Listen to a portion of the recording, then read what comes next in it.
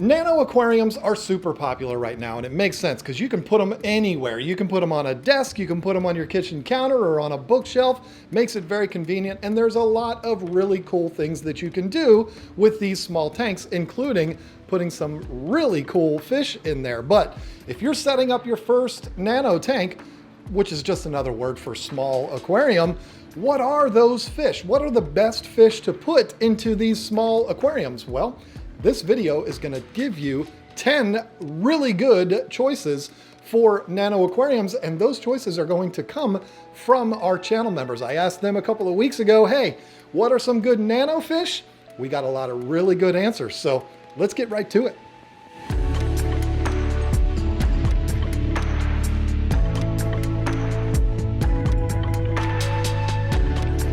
Hey folks, it's John with KeepFishKeeping.com. We got so many good responses to this question of what are the best nano fish.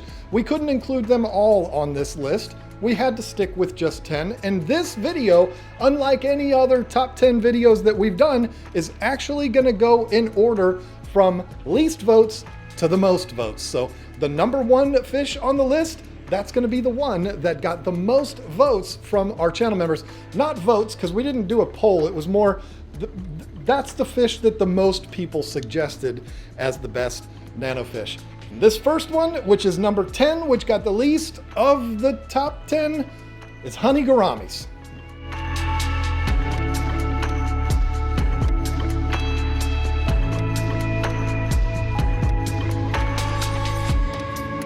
Honey gouramis are cool because here's how I describe them. They're like the min pin or miniature pincher in the fish world. The miniature pincher, which I used to have one, her name was Ethel, she was the best. It's a micro version of a Doberman pincher. It looks exactly the same, but it's a small version of that, even though they're completely unrelated. But still, that's what you think of when you see that dog. Oh, that's like a little teeny Doberman. But it's not. Anyway, honey gouramis are just like that when it comes to the big gouramis. Now you have your giant gouramis and they look like aliens. We're not really talking about those, but the larger gouramis that you see in aquariums, they can get pretty big. You need to have 55-gallon aquarium or something like that for them. These are very different because they stay very small. They're bright yellow, which is where the name honey comes from. They are beautiful and they look exactly like the bigger gouramis, which is awesome. They get along pretty much with everyone. They're not overly aggressive. They're awesome. They're related to bettas too, so you gotta love that. But yes, honey gouramis, striking because they're bright yellow. Not very many bright yellow fish out there. They don't get huge. Perfect for nano tanks.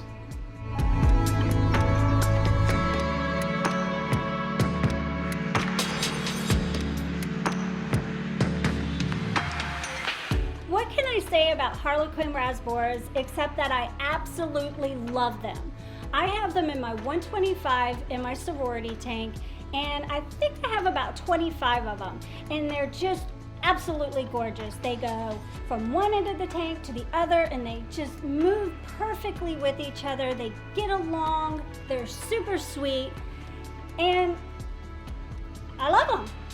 Yes, I have mine in a 125, and that's not a nano tank, but they go perfectly well in a nano tank, of course, in smaller numbers.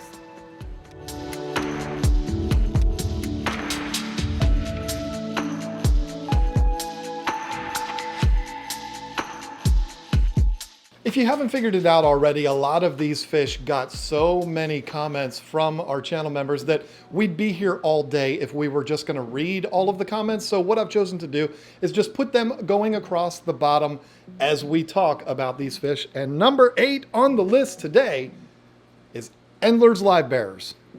I'm certainly no expert on Endler's Livebearers. I love them. I think they're awesome. They remind me so much of guppies, and that's what everybody says. They do look different. They're not as fluffy as some of the guppies are, but they are awesome little fish that I have kept and kept them successfully. They're a lot of fun. They're all over the place, constantly moving.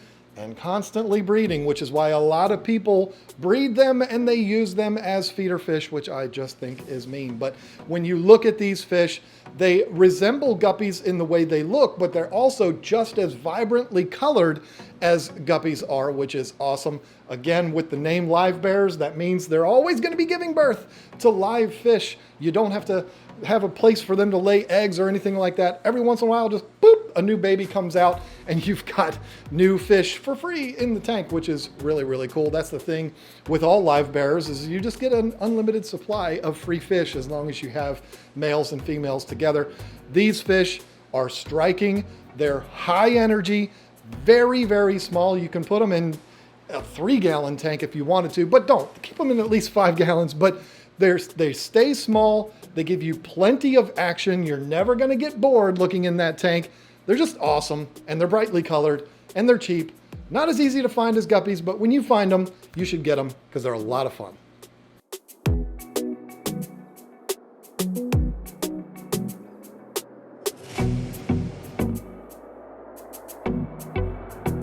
I love Ember Tetras. They are so cute, teeny tiny. You can get about 10 of them, throw them in a 10-gallon tank, heavily planted, and you're just gonna have a lot of fun watching them because they're just so cute and adorable. They're easy to take care of, they're not aggressive, and if you wanna keep them with other fish, you can. Just make sure they're not bigger than them and that they're not aggressive either, and they can't fit in their mouth.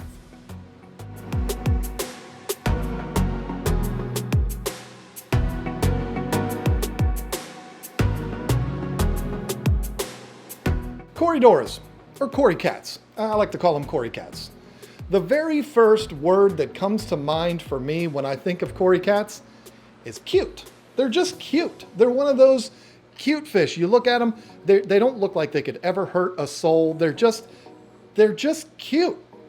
I don't know how else to say it. They're tiny, they're high energy, and they're cute, and they got those little barbels, which somebody in a past video referred to as snuffles, which I thought was adorable, but they have those barbels that they go down and they scavenge through the substrate with, and it's just really cute. They like to travel around in schools, and some of them stay very, very small. Not all of them, but some of them stay very, very small, which makes them perfect for smaller aquariums. You'll get them down at the bottom, which is pretty much where they're gonna stay, down on the bottom, and you get your free swimming mid to high water column fish, and it's cool. It gives you another level. I like that. They're not boring like plecos. They're all over constantly. And when you get 5 or 6 of them together, they go around in a school together. It's just fun to watch, and they're just so daggone cute.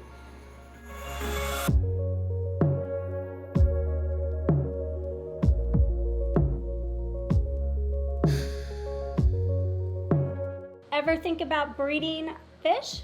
You want a fish that you're gonna get a lot of babies out of? Well, I'd say go for guppies, because if you wanna take 3 or 4 guppies and turn it into 100, they're the perfect fish. Just make sure you have the right setup.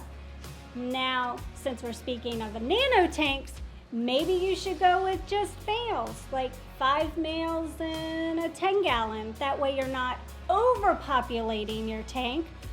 But again, if you want to get a lot of fish, you're going to want to get guppies.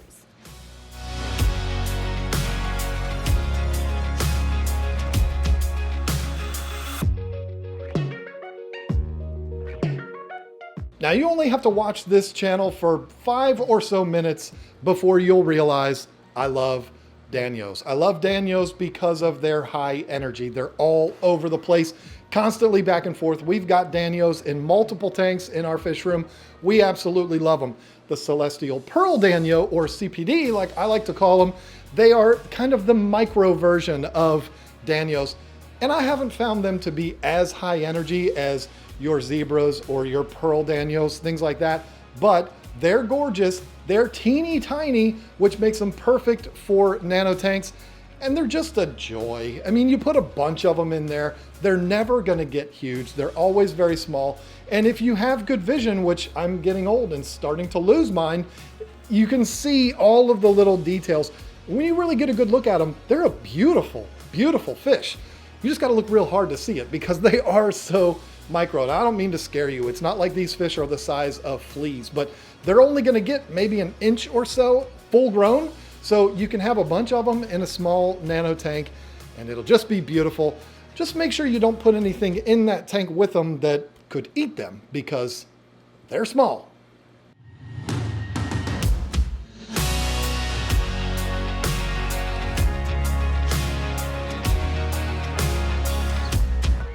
Now we realize that shrimp aren't fish, but we had a lot of members comment saying that shrimp are perfect for nano tanks, and I couldn't agree more. I myself have a little nano tank with tons of little shrimp in there, and they go perfectly well with snails.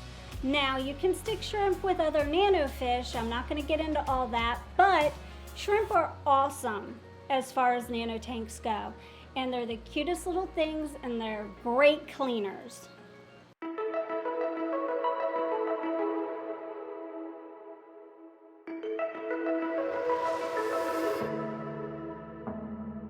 For the number 2 fish on this list, it's actually 2 fish. It's 2 for number 2. Hey, I didn't even realize that until just now, but we decided to combine neon and cardinal tetras because they are so similar. They're almost identical, and a lot of people can't even tell the difference between the two. Red and blue, little micro fish, gorgeous.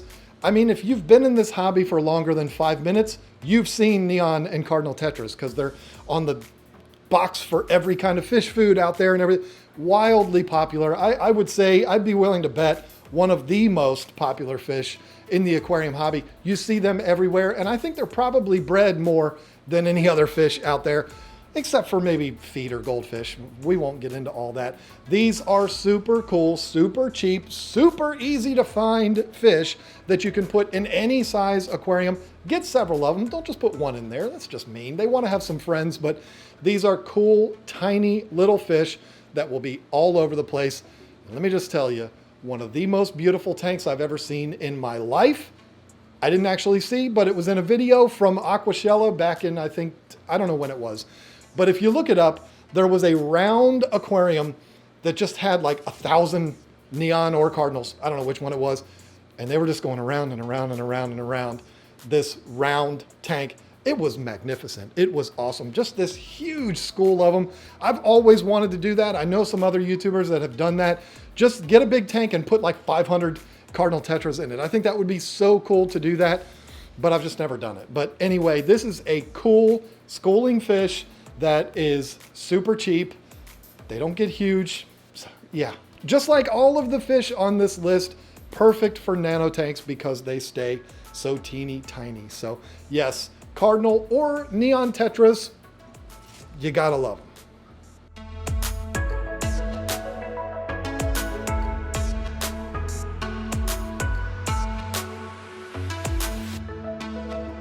So when it comes to this fish, I'm a little biased because it's one of my most favoriteest fish out there, and we sell a ton of them. And that's going to be the betta fish. When it comes to bettas, you have so many choices. The females are beautiful, the males are gorgeous, and they're perfect for a nano tank. I don't know. I have a zillion of them myself, and I think everybody should have a betta. They're also great for beginners, but you still want to do your research. Just because you go to a pet store and you see them in a cup, it doesn't mean they are supposed to be in a cup for the rest of their life, or in a vase, or something that just doesn't have filtration or heat. Make sure you do the right thing for your betta. Set them up in a nice little nano tank, give them some plants and feed them properly, and you're gonna have a friend for life.